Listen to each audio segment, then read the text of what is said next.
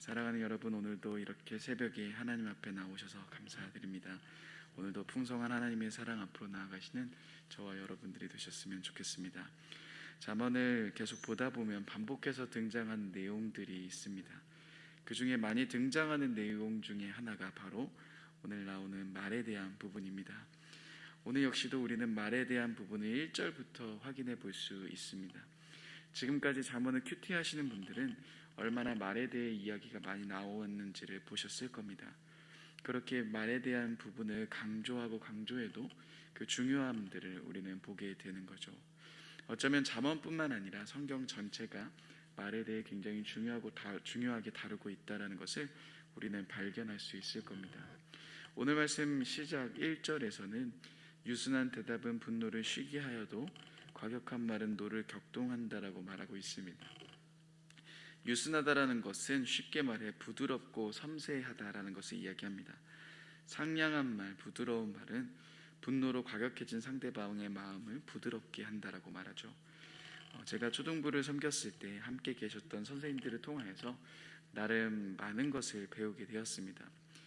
선생님들께서 말씀하시는 남편이 또한 아내가 이것을 해줬으면 좋겠다라고 하는 것은 사실은 말 한마디, 따뜻한 말 한마디를 원하시는데 그것을 모르는 것 같다라고 하시면서 힘들어하시는 모습들을 많이 보게 되었는데요.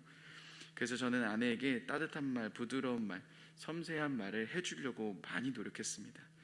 그렇지만 잘 되었을까요? 정말 쉽지 않다라는 것을 많이 느낍니다. 그렇지만 말이 얼마나 중요하다라는 것은 결혼 생활을 하면서도 점점 느끼고 있는 부분입니다. 얼마 전에 인터넷을 보다가 한 기사를 보게 되었습니다. 10대 남학생들이 수억 대 이르는 슈퍼카에 자전거 테러를 한 영상이 공개되면서 온라인에서 난리가 났었는데요. 그 중에 오렌지색 람보르기니 차주가 직접 올린 글이 이슈가 되었습니다. 오렌지색 람보르기니 한 5억 정도 된다고 합니다. 차주가 학생과 통화하는 과정 속에서 학생의 진심 어린 사과를 듣고 또한 어린아이라는 것을 생각해서 용서해 주려고 했다고 합니다. 여기까지만 보면 따뜻한 이야기처럼 보이는데요. 그 이후에 차주는 이렇게 이야기합니다. 그렇지만 학생 부모의 태도의 마음이 바뀌었다라고 말하면서 학생 부모와 통화를 하던 중에 그 부모는 차주에게 이렇게 이야기했다고 합니다.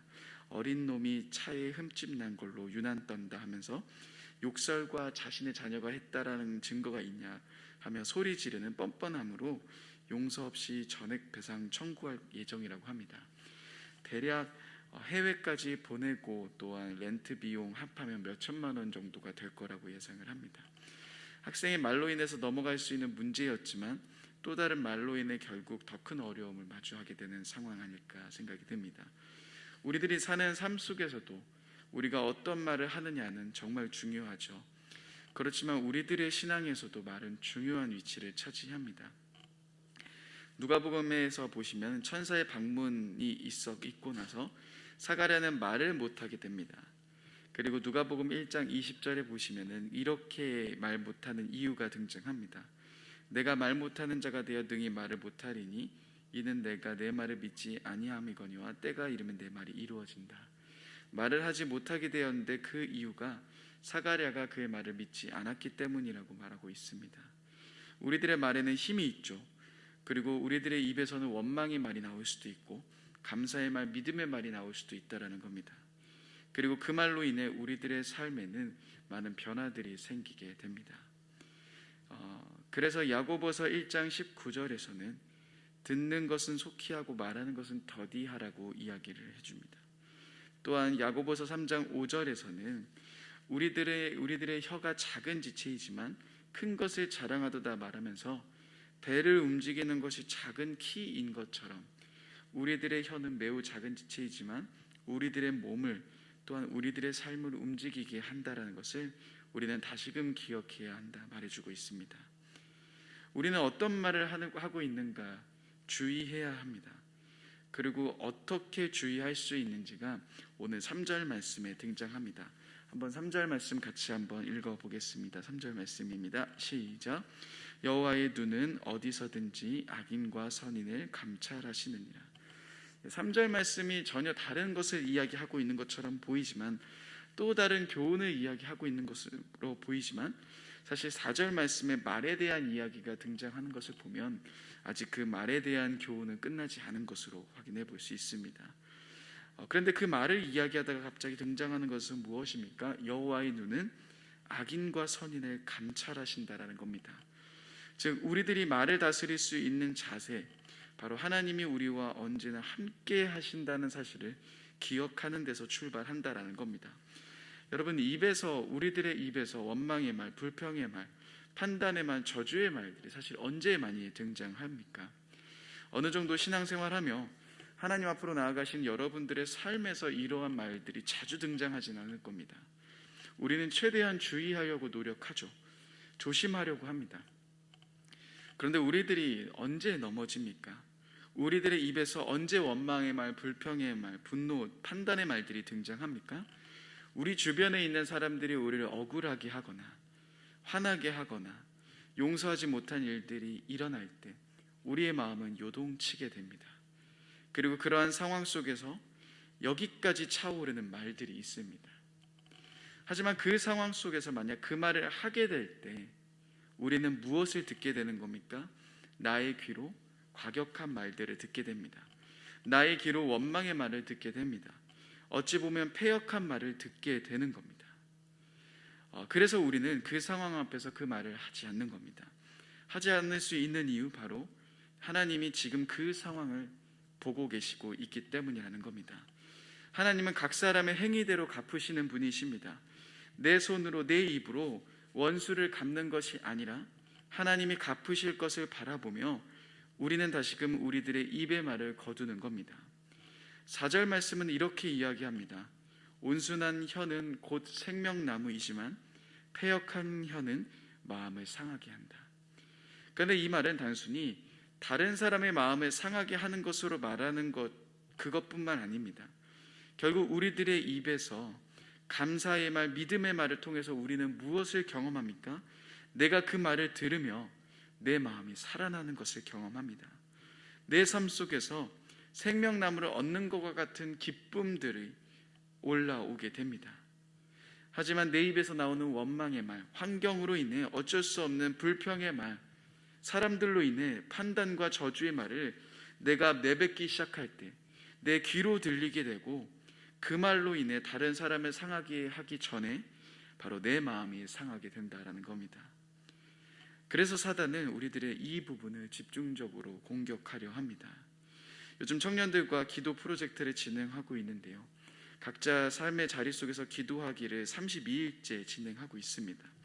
근데 기도할 때마다 청년들의 마음 가운데 올라오는 마음들을 이야기해 줍니다. 근데 그것은 나를 향한 부정적인 말, 나를 향한 깎아내리는 말, 판단하는 말, 자신의 마음 가운데 계속해서 그러한 이야기들이 들리고 이 말을 내 입에서 하려고 한다라고 이야기를 해줍니다. 어떤 지체의 마음 가운데는 내가 사랑받지 못한 사람이다라는 마음이 계속해서 찾아오기도 하고요, 어떤 지체는 자신의 모습이 굉장히 화가 나기도 하며 자신을 자책하는 말들이 계속 입 밖으로 나오려고 한다라고 이야기합니다. 그 마음에 눌려 있다라고 고백을 합니다. 결국 사단은 우리들 스스로가 상황과 환경을 통해 이러한 말들을 계속 하도록 만듭니다. 그러면 그 말을 듣는 상대방의 마음도 상하겠지만 듣지 않을지라도 그 말을 듣는 나 역시 내 마음이 점점 상하게 되는 것을 우리는 보게 됩니다. 그래서 우리는 그러한 상황과 환경 앞에서 나의 말을 조심해야 합니다. 그리고 그렇게 조심할 수 있는 방법, 하나님이 우리들의 모든 상황과 환경을 바라보고 계신다라는 믿음으로부터 출발한다라는 겁니다. 하나님은 아시구나, 하나님만큼은 나의 이 상황 속에서 나의 억울함을 아시는구나 라는 그 기억을 하며 우리들이 나아갈 때 우리들의 말은 달라지게 된다는 거죠. 저희 아버지께서 자주 하셨던 말이 있습니다. 만약 너에게 어떠한 말이 여기까지 입 밖까지 차오를 때가 있다면 그 말은 하지 않는 게 좋다라고 말씀하셨습니다. 그때 내가 내 마음을 다시금 내려놓고 내가 꼭 하고 싶어, 내가 너무나도 억울해서 꼭 이 말은 하고 싶은데 내가 다시 그 마음을 하나님께 내려놓고 하나님께 올려드리고 다시금 내 마음속에 어떤 말을 해야 될지를 깊이 고민하고 기도할 때 실수가 적어질 거다라고 말씀하셨습니다. 우리들의 말을 오늘도 조심해야 합니다. 습관적으로 나오는 말들, 또한 어떤 상황 속에서 내가 할 수밖에 없는 말들 앞에 우리는 다시금 하나님을 기억하며 하나님을 바라보는 자세를 기억해야 할 겁니다. 5절부터 7절까지는 이제 새로운 것으로 지혜로운 자와 어리석은 자를 대조해주고 있습니다. 5절 말씀처럼 지혜로운 자는 아버지의 경계를 주의 깊게 듣지만 어리석은 자는 업신여긴다라고 말하고 있죠. 또한 지혜로운 자의 집에는 많은 보물이 있지만 어리석은 자는 가지고 있는 재물 역시도 고통의 거리가 된다라고 말합니다. 결국 그 재물로 인해 파멸의 길을 걸어가게 된다라는 것을 말해주고 있습니다. 8절부터 12절을 통해서는 우리는 옳은 길을 저버린 사람들의 이야기를 보게 됩니다. 특별히 8절 말씀 같이 한번 읽어보고자 합니다. 함께 8절 말씀 읽어보겠습니다. 시작. 악인의 제사는 여호와께서 미워하시나 여호와께서 미워하셔도 정직한 자의 기도는 그가 기뻐하시느니라. 악인의 제사는 미워하신다라고 표현합니다.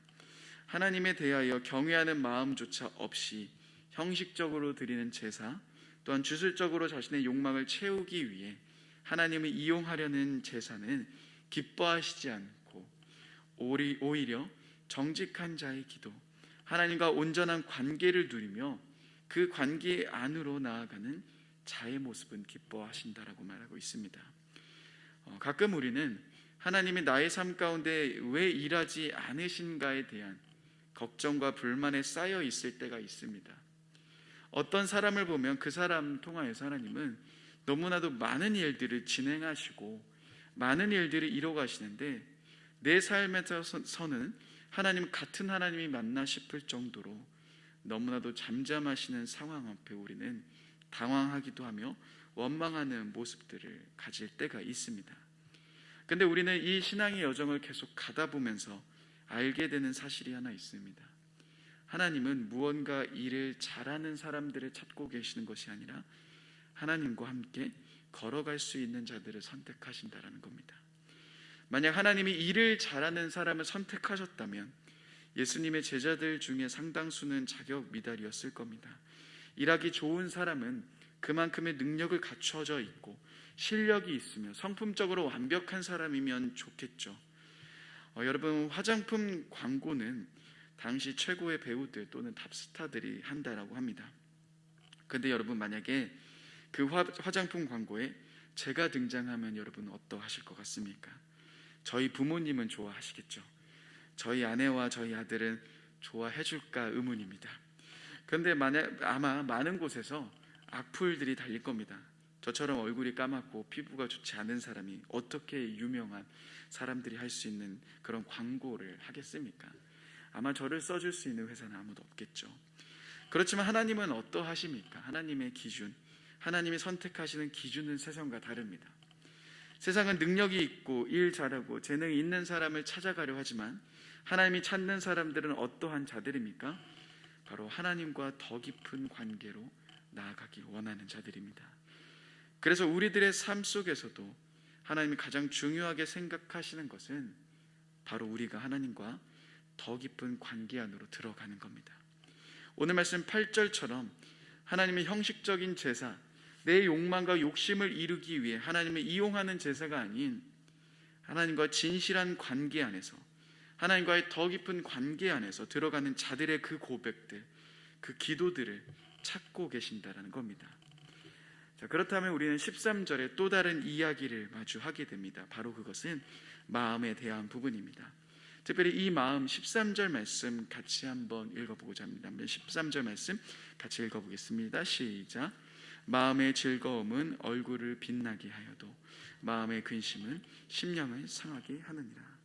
잠언에서 특별히 마음에 대해서 이야기를 많이 합니다. 그리고 우리들의 마음 가운데 있는 즐거움, 그 즐거움은 얼굴을 빛나게 한다라고 말합니다. 그렇지만 마음의 근심은 우리들의 심령을 상하게 한다라고 말합니다. 여러분, 사단은 이 방법들을 많이 씁니다. 그래서 우리들의 마음 가운데 계속된 불안과 염려, 걱정의 거리들을 주려고 합니다. 그런데 성경을 가만히 보다 보면 정말로 우리들의 마음 가운데 불안과 걱정과 근심이 생기기 시작할 때 우리들 안에 하나님이 접근하시지 못하는 것들을 보게 됩니다. 우리들의 마음 가운데, 그렇기 때문에 사단은 계속해서 근심과 두려움과 염려의 상황들을 주려고 합니다. 그렇다면 여러분, 이러한 근심과 두려움과 염려를 없애기 위해서 세상이 선택하는 것은 무엇입니까? 그렇기 때문에 사람들은 재산을 모으기 시작합니다. 그렇기 때문에 집을 사며 차를 사며 안정적인 직장을 꿈꾸며 많은 것을 가지려고 합니다. 그래야지만 그 마음 가운데 근심이 없다라고 생각합니다. 그렇게 하면 나의 모든 근심의 상황이 제거될 거라고 생각을 합니다. 그렇지만 우리는 알게 되는 것은 무엇입니까? 이러한 것으로 우리들의 근심된 상황을 제거할 수 없다라는 겁니다. 아무리 좋은 집에 있으며 아무리 좋은 차를 타며 아무리 재산이 많을지라도 우리 안의 근심은 떠나가지 않게 되는 것을 보게 됩니다. 성경에서 만나는 모습들은 무엇입니까? 이렇게 무엇인가 가지고 있어서는 우리들의 그 근심을 해결할 수 없다라는 겁니다. 그리고 이 근심의 상황 속에서 우리를 채울 수 없다라고 말해줍니다. 그렇다면 무엇이 우리를 채워줍니까? 바로 성경은 예수 그리스도가 우리를 채우신다라고 말합니다.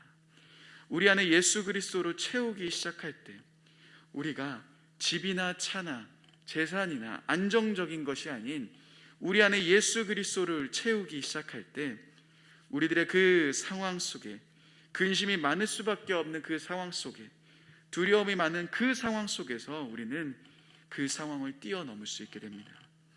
고린도후서 1장 9절은 이렇게 이야기합니다.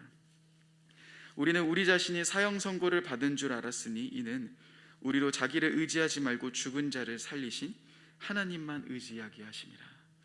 우리 안에 근심이 많을 수 있는 삶 앞에서 결국 우리가 하나님을 바라보기 시작할 때, 우리 안에 예수 그리스도가 계시기 시작할 때 우리는 그 상황 속에 쌓이지 않게 되는 겁니다. 그렇게 지금 나의 상황 앞에, 근심된 상황 앞에 우리가 해야 되는 것은 무엇입니까? 베드로전서 5장 7절에 이렇게 말합니다. 너희 염려를 다 주께 맡기라. 이는 그가 너희를 돌보심이라. 우리의 상황과 현실 앞에, 우리의 그 근심의 상황 앞에서 우리는 하나님께 맡겨드리는 겁니다. 그럴 때 우리는 지금 내가 겪고 있는 근심의 상황 앞에서 자유롭게 되는 겁니다. 사랑하는 여러분, 오늘 말씀을 정리하며 다시금 우리들의 삶을 생각해 보았으면 좋겠습니다. 먼저 지금 나의 입에서 나오는 말은 어떠한 말입니까? 억울한 상황, 혹시나 분노할 수밖에 없는 상황 앞에서 내 입에서 원망과 불평과 분노의 말들이 나오려는 그 상황 혹시 아니십니까? 우리들의 입의 말을 지키는 것 중요합니다. 그리고 이렇게 억울한 상황, 그 환경 앞에서 동일하게 우리들의 말을 지키는 것 필요합니다. 그렇게 할 수 있는 시작점이 무엇입니까? 바로 하나님이 우리와 함께 계시다라는 것을 기억하는 겁니다. 하나님이 나를 바라보시고 하나님이 이 상황을 알고 계시고 하나님이 갚아주시고 하나님이 심판하실 때가 있다라는 사실을 기억하는 겁니다. 그래서 우리는 내 입으로 판단하고 내 입으로 심판하는 것을 멈출 수 있습니다. 또한 여러분, 하나님이 원하시는 것은 어떠한 일을 잘하는 사람이 아닙니다. 하나님은 함께 걷는 자들을 기다리십니다. 하나님과 더 깊은 관계 안으로 들어가며 그 하나님과 함께 걸어갈 수 있는 자들을 찾고 계십니다. 마지막으로 우리들의 마음을 지키기 어렵지 않으십니까? 고난의 상황, 근심의 상황 앞에서 혹시나도 좌절하고 계시진 않습니까?